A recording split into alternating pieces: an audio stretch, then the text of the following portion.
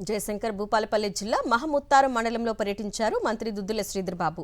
మహముత్తారం మండల కేంద్రంలో 2,30,00,000తో నిర్మించిన కస్తూర్బా జూనియర్ కాలేజీ నూతన భవనాన్ని ప్రారంభించారు. పోలారం, కొర్లకుంట, మహబూపల్లి, నిమ్మగూడెం గ్రామాల్లో నూతన గ్రామ పంచాయతీ భవనాలకు, అంగన్వాడీ నూతన భవనాలకు శంకుస్థాపన చేశారు. అనంతరం 70 లక్షల వ్యయంతో నిర్మించే సిఆర్ఆర్ రోడ్డుకు శంకుస్థాపన చేశారు మంత్రి దుద్దిల శ్రీధర్ బాబు.